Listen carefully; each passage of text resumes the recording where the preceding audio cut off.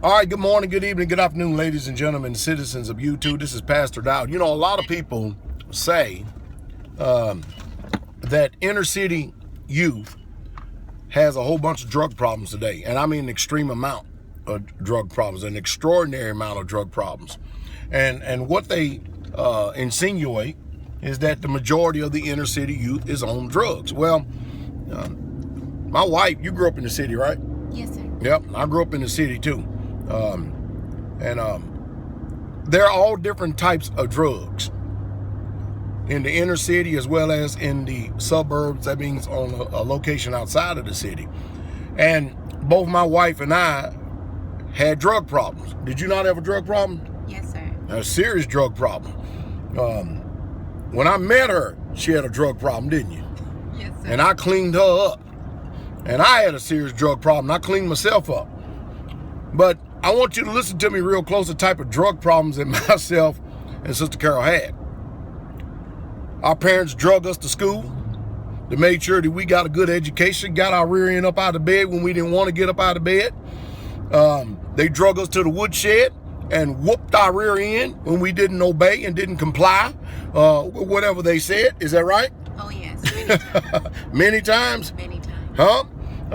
And if we ever got sassy or talked back, we got drugged to the room and got our butt beat again. So you see, everybody has different types of drug problems. Now, most inner city youth, the reason why many of them can't get a job today is because recreational drugs. They'll go out, and what they'll do is they'll want these construction jobs. They want all kind of jobs out here, and many companies and organizations are running drug tests today. And the reason why they're running drug tests today is because they don't want anyone that's going to be hyped up on some type of psychedelic drugs, recreational drugs, running their heavy equipment or being in charge of anything at their industry, because it's an insurance liability. It's not that the jobs are not there. It's that people are going to have to change their mind. Now, I've had people in the neighborhood that they had natural drug problems and stuff. And they would use natural means and stuff. I had a natural drug problem too. And that was being drugged to do things against my will that my parents said you were flat out going to do. Is that a good, honest assessment? I would say so. A good, honest assessment.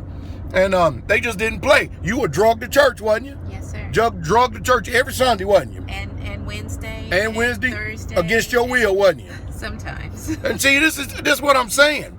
It depends on what type of drug problem you had. Now, a lot of people have experienced the same thing. Then when they got older, they thought they were smart. They thought they were intelligent. I'm going to show them. I'm going to do what I'm going to do. And this is my life and stuff. And then you find out, because they didn't receive the correction of the ones who cared about them in front of them, that their life ended up in a shambles. Some of them, their life ended up being terminated early in life because they were so rebellious and didn't want to listen. Some of them didn't receive the correction. And their life is in a bad shambles right now. I mean, a bad shambles.